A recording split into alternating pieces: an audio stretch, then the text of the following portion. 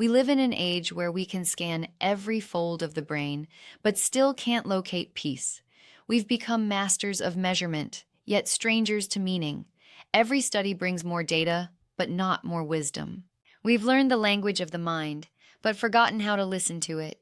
Western science has given us the gift of precision, proof, structure, language for the unseen.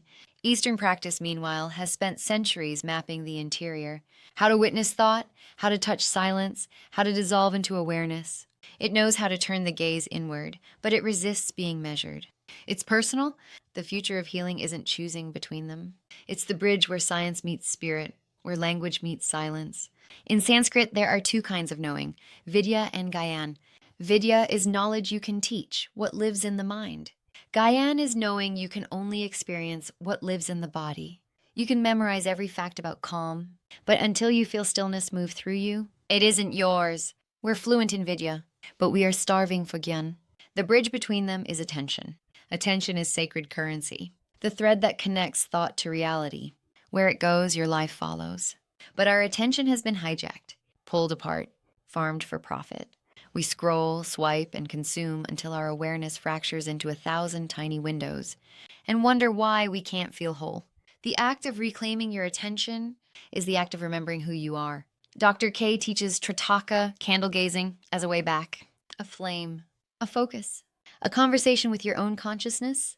You stare at the light, your mind wanders. You gently bring it home. At first, it feels mechanical, then it becomes intimate. You begin to see the mind watching itself. That's the beginning of transformation, not fixing. Remembering. Deeper still is the moment when identity itself begins to dissolve. What science calls default mode network deactivation, and mystics call ego death. It's not dramatic. It's quiet. The eye softens, and suddenly there's only awareness. You stop being the story and become the space it unfolds in. That space is what we're all trying to return to, the home beneath every thought. The irony is, the more complex the world becomes, the more we crave simplicity. Not minimalism for aesthetics, but simplicity as sanity.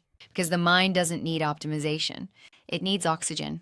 It needs a pause between thoughts. A place where humanness can breathe again. Maybe neuroscience can explain the mechanism of healing, but it will never capture the moment your awareness shifts.